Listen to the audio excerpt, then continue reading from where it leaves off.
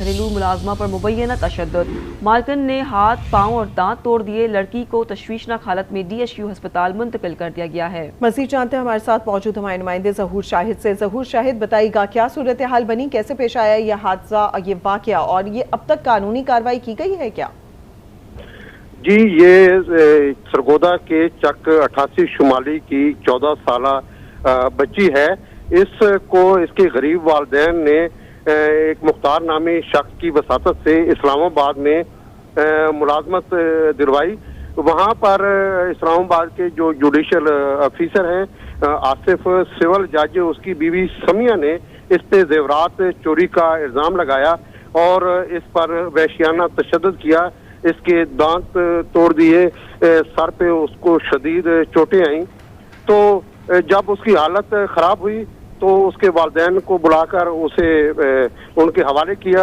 बच्ची की वालदा जो है उसे लेकर यहाँ DHQ सरगोदा पहुंची, जहाँ पे जब वाक़े की इतला मिली तो मकामी DPO पुलिस फोर्स के साथ मौके पर पहुंच गए और उन्होंने उसकी तशवीशनाक हालत को देखते हुए इसको जनरल अस्पताल लाहौर भिजवा दिया है।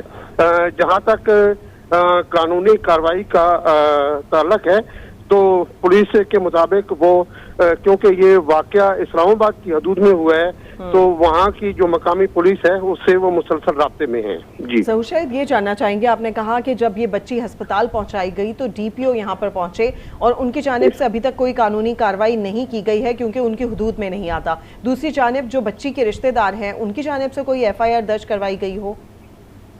जी, अभी तक कोई दरख्वास्त नहीं दी क्योंकि हालत बच्ची की बहुत ज्यादा तशवीशनाक है, तो ज्यादा तवज्जो जो है उसकी जो मेडिकल ट्रीटमेंट है उस पर दी जा रही है।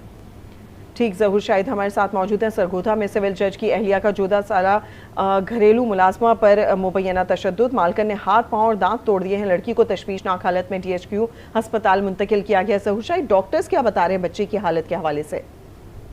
डॉक्टर का कहना है कि इसके सर पे शदीद चोटें हैं और यहाँ की जो मकामी डॉक्टर है सरगोदा के, उन्होंने इसीलिए इसको फौरी तौर पर जो है जनरल हॉस्पिटल शिफ्ट किया है, रेफर किया है।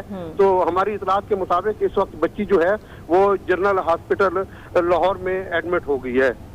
वहाँ पे उसकी मजीद जो है वो ट्रीटमेंट जारी है। ज़हूर, ये बताइएगा कि क्या चोरी का सामान बरामद हुआ जो इल्ज़ाम लगाया था मालका ने? इस हवाले से अभी कोई जो सूरत हाल है वो वाज़ेह नहीं हुई। ज़हूर शाहिद, ये भी जानना चाहेंगे, आपने कहा कि उसके साथ रिश्तेदार मौजूद हैं, उनका क्या बताना था, किस तरीके से उन्होंने यहाँ पर मुलाजमत के लिए रखा, या फिर पूरे महीने के लिए, या डेली बच्ची घर आती थी? जी नहीं, मैं जिस तरह आपको बता चुका हूँ कि बच्ची सरगोदा की है, चक 88 शुमाली सरगोदा की, और ये जो मुलाजमत कर रही थी वो इस्लामाबाद की हदूद में थी, इस्लामाबाद में मुलाजम थी। वहाँ पे उस पर तशद्दुद हुआ, सरगोदा में तशद्दुद नहीं हुआ उस पर। ठीक, हमारे साथ इस वक्त समाजी कारकुन फरजाना बारी साहिबा भी मौजूद हैं। फरजाना साहिबा, बहुत शुक्रिया आपके वक्त के लिए। ये पहला वाकया नहीं है, इस तरह के वाकयात हम इससे पहले भी देख चुके हैं। घरेलू मुलाजमा थी और मालकन की जानिब से तशद्दुद किया गया, उसके बाद जब उसकी हालत बिगड़ गई तो फिर रिश्तेदारों को बुलाकर उनके हवाले कर दिया गया। किस तरह से देखती हैं ये मामला कब ख़त्म होगा, कब हम देखेंगे कि इतनी छोटी उम्र की बच्चियों को घरेलू मुलाजमा के तौर पर रखा जाएगा? देखिए, जब तक आप इस मुल्क के अंदर देखिए चाइल्ड लॉ भी पास हो चुका है, डोमेस्टिक जो वर्कर्स हैं उनके हवाले से भी लॉ मौजूद है, और जब तक कोई इसके ऊपर जो है कोई मॉनिटरिंग करने वाला मौजूद नहीं है, तो हम ये देखते हैं कि छोटे बच्चों को ना सिर्फ घरों में रखा जाता है बल्कि गुर्बत की वजह से माँ बाप भी बच्चों को छोड़ जाते हैं, मतलब पहले से एडवांस ले जाते हैं और फिर पीछे मुड़ के नहीं देखते, और फिर ये लोग सोचते हैं कि जो बच्चे हैं उनको उसके साथ जैसा भी चाहे वो सलूक करें। और ये तो पढ़े लिखे आप देखेंगे इस्लामाबाद में ज़ाहिर है जो मुलाजिम रख रहा है वो ज्यादातर वही लोग हैं जो मिडिल क्लास या लो मिडिल क्लास में, और वहाँ पे इस किस्म के जो रुझानात। बिल्कुल फरजाना, इस वाक़े के हवाले से आपको बताऊं कि ये सिविल जज की अहलियां हैं जिनकी जानिब से घरेलू मुलाजमा पर तशद्दुद हुआ है। आपको याद होगा कि पहले भी एक जज की वो थी तैयबा, जो बच्ची की साथ इसने जितना जुल्म किया था, लेकिन अब आप देख लेना कि वो कहाँ पे है, कहाँ किसको सजा होगी। तो यही वजह है कि लोगों को जो इस तरह के जुल्म करते हैं छोटे बच्चों को, एक तो अव्वल तो उनको वो अपने घरों में नौकरियां देते हैं और उसके बाद जा रहे हैं उनको मिनिमम वेज भी नहीं देते, फिर उसके ऊपर ये जो जुल्म जाती होती है, लेकिन कोई इनको पूछने वाला नहीं है, ना तो हुकूमत की सतह पे और ना ही सिविल सोसाइटी के सतह पे।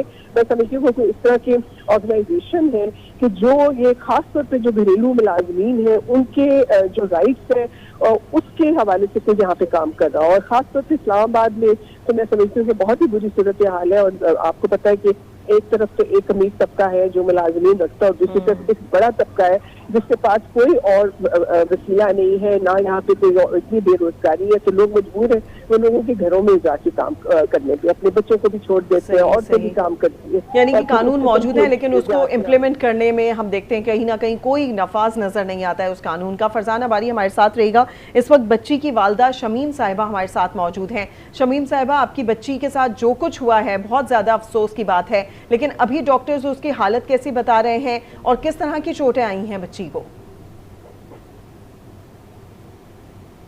जी शमीम साहिबा।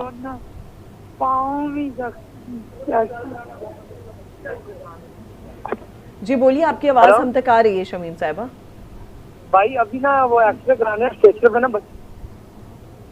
अच्छा, इसी बच्ची के मामू भी हमारे साथ लाइन पर मौजूद हैं। जी आप बताइएगा कैसे पेश आया ये पूरा वाकया?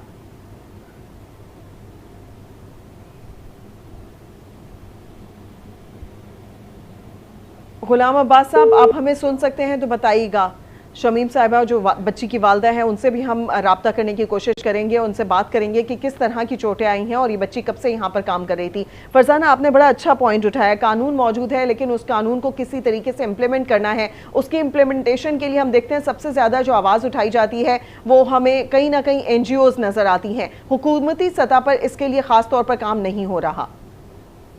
बिल्कुल, देखिए वही बात है ना कि जब तक आप ये डोमेस्टिक जो घरेलू मुलाजमीन का जो शोबा है इसको आप फॉर्मलाइज नहीं करते, रियासत मतलब ये एक तरह से गैर रस्मी शोबे में है जिसकी वजह से जो भी लेबर लॉज है उसका कोई इतलाक नहीं होता इनके ऊपर। तो अगर ये इसको फॉर्मलाइज किया जाए, इसके ऊपर कानून साजी की जाए कि जो डोमेस्टिक वर्कर्स है उनके भी वो हकूक हैं जो एक काम करने वाला जो मजदूर है उसके। और सबसे बड़ी बात है कि बच्चों को तो आप रख ही नहीं सकते, ये तो वैसे ही गैर कानूनी है। चाइल्ड लेबर का लॉ पाकिस्तान में पास हो चुका है। तो ऐसे लोग जो कि छोटे बच्चों को, और मैं तो आपकी हमारी जिम्मेदारी भी बनती है कि अपने गली मोहल्ले में अगर हम देखें कि कोई छोटा बच्चा किसी ने काम पे रखा हुआ तो उनको उसके जाके उनसे बात की जाए, उन लोगों को कुछ शर्म दिलाई जाए कि इस बच्चे को बजाय इसके कि आप घर में मुलाजिम रखने के इसकी कोई तालीम का या इसके कोई जो है नान नफ्से का आप कोई बंदोबस्त करें, उसमें आप कॉन्ट्रीब्यूट करें, बजाय आप लोगों के बच्चों को अपने घरों में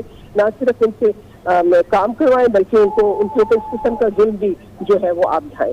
तो मैं ये समझती हूँ कि ओवरऑल ये बहुत, और आपको पता है कि बहुत बड़ा सेक्टर है ये, मतलब जहाँ पे लोगों को घरेलू मुलाजमीन का जो है तकरीबन हर घर में आप देखें कि जो एक लो मिडिल क्लास भी है वो भी किसी एक आध बंदे को हम बर्तन धोने के लिए, सफाई के लिए रख ही लेते हैं। और उसमें फिर ये लोग मजबूर होते हैं और फिर वही मैं बता रही हूँ कि ज्यादातर मैं तो ये देखती हूँ कि दूसरे शहरों से लोग आके अपने बच्चे इन घरों में छोड़ जाते हैं, एडवांस ले जाते हैं, इस काइंड ऑफ बॉन्डेड लेबर के तौर पे वो बच्चे रह रहे होते हैं।